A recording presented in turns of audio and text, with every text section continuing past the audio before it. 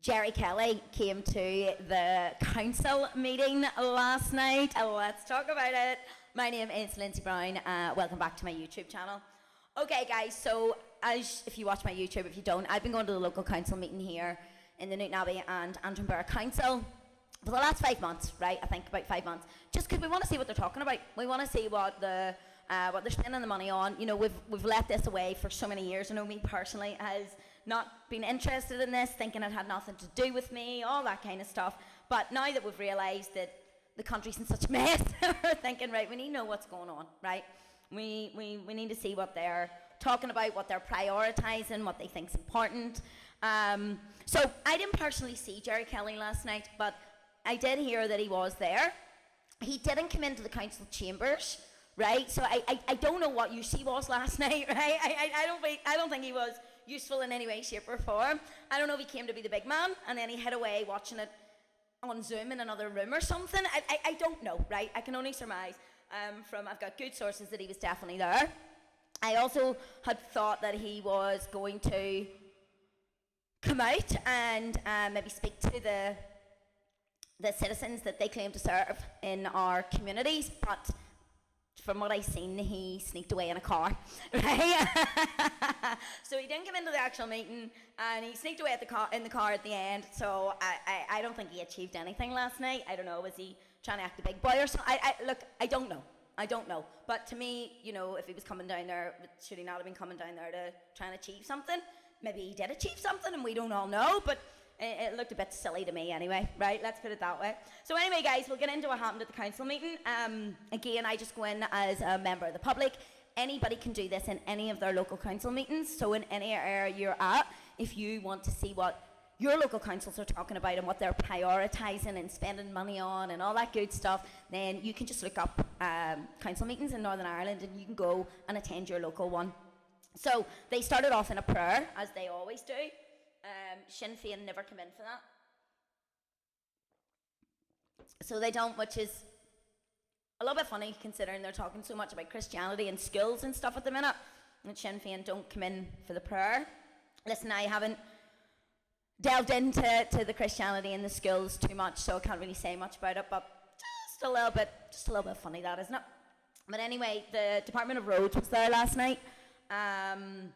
So they done a bit of a presentation and then they get asked some questions. It was all about, I'm just reading my notes here, it was just road safety, grass cutting around roads, you know, street lighting,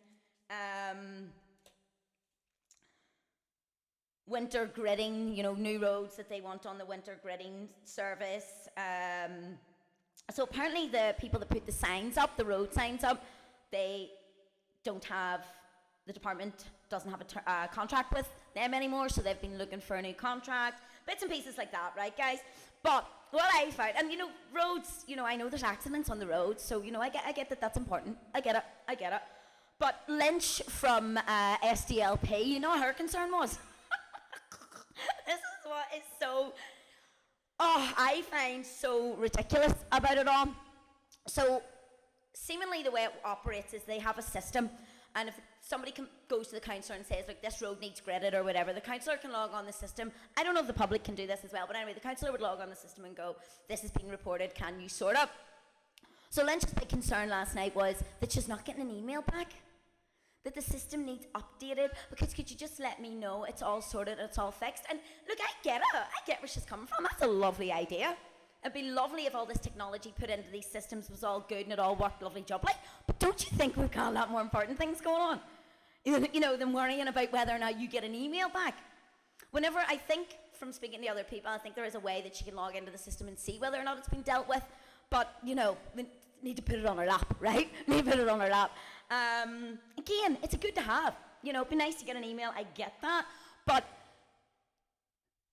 the money that would be spent on making sure that technology is all up to date to make sure she gets a wee email, you know, is that money not better spent somewhere else and maybe gridding some roads and maybe doing other bits and pieces? And do you know, in fairness, the guy from the Department of Roads that was giving the presentation, he more or less said the same thing to her. He more or less said, you know, there's things that we need to prioritise, you know. But again, I just want to go back to these, you know, some of these councillors that obviously don't know how to prioritize, you know? So anyway, that's a bit about that. A couple of other people asked different questions about the roads and stuff like that. Nothing that's I'm just reading through here. Yeah. Updates, yeah. Yeah, just about gritting and bits and pieces like that, signage and why was the contract terminated and bits and pieces like that. So anyway, then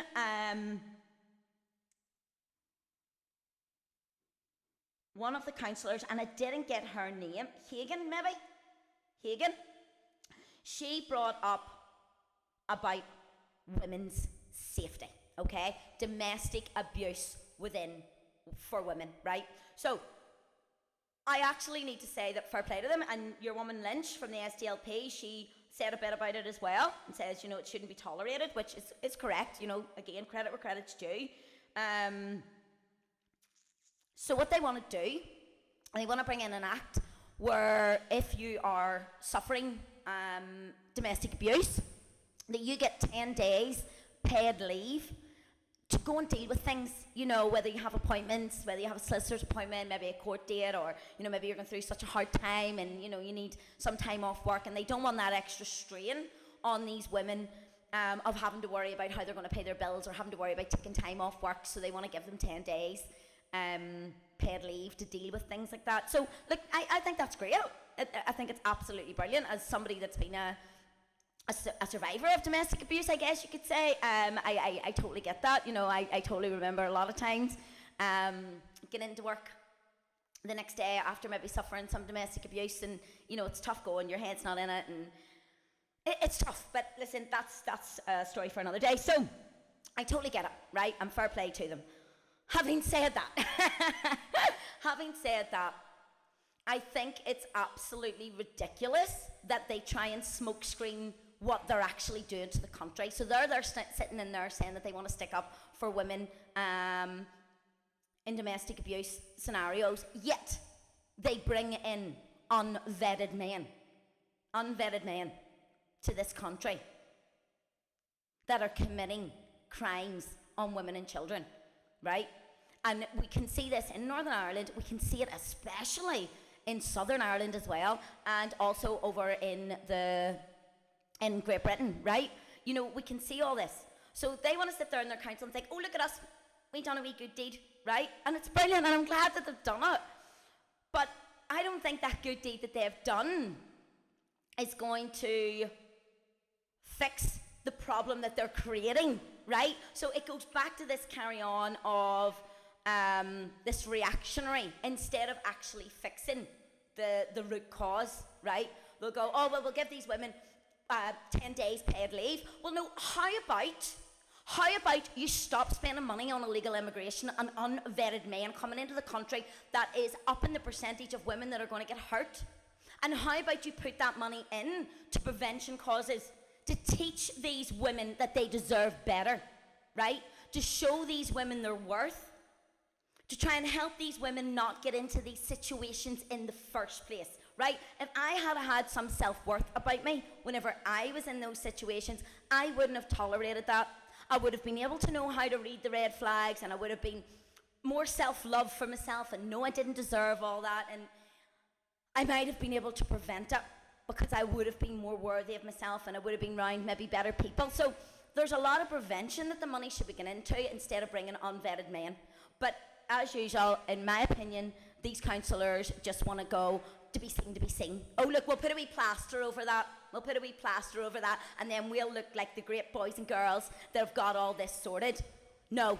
Stop spending the money on illegal immigration and bringing unvetted, dangerous men into our country, and put that money in to preventing domestic abuse in the first place. I'm not saying that can happen overnight. Of course it can't, right? Took me a long time to rewire my mind, to get my self-belief and to get my self-love. Took a long time. So it's going to take a long time to fix it in a lot of these women, right? But it needs to start to happen, and the money needs to start being spent there, right? And I can help so much with that, that's what's straight, because I've been through it. And, and a lot of women that have been through it, I know out there, because I've spoken to them, I speak to them, they would love to be part of an organisation that can help younger women grow that self-worth, know how to really follow their gut and look out for those red flags so that they do not get into these situations in the first place. So anyway, that was the crack on that. I'm going to leave it there, and I'm going to go and do another video and tell you the crack outside after the meeting.